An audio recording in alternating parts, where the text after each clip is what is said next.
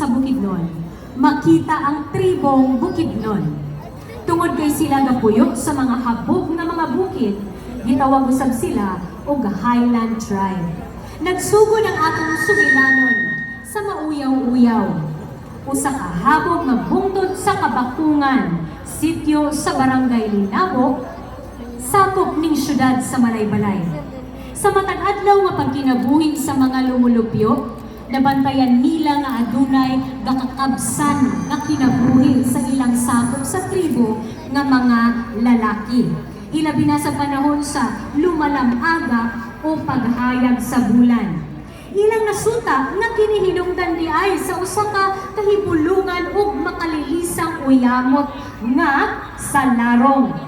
Inig agumod niya gikan sa tip-tip sa mauyaw-uyaw, musiga usab ang iyang gabaga nga sungay nga masaksihan gayud sa tibuok tribo. Malukop dayon ang tibuok katilingban sa Kabalaka kay kini sinyales na aduna na usab mamatay. Kini nagpadayon sa pipila ka mga adlaw ug pipila na usab ka kinabuhi ang nakalas.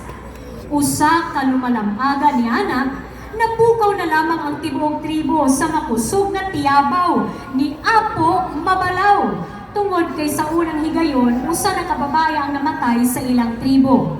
Dili matungkad ang kasuko ni Apo Mabalaw sa nahitabo. Tungod kay ang mga kababainhan sa ilang tribo, ginaisip nila ang usa nga prinsesa.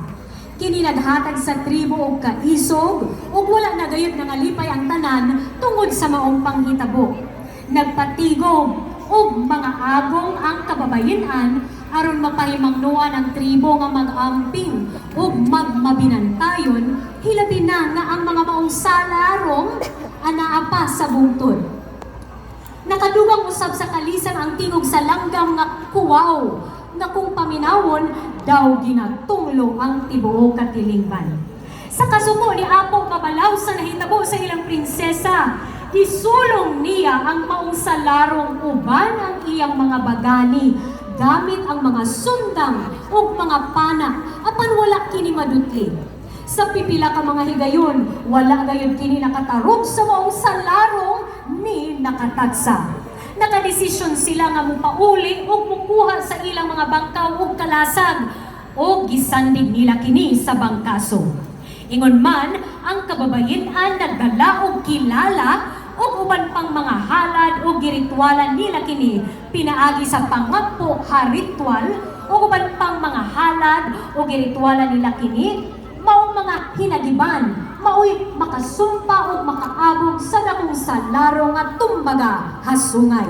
Tuod man naabog nila ang salarong gamit ang mga kilala, bangka ug kalasan ug ilang gipangayo sa magbabayak nga dili na kini mobalik pag-usab hangtod sa kahangtod.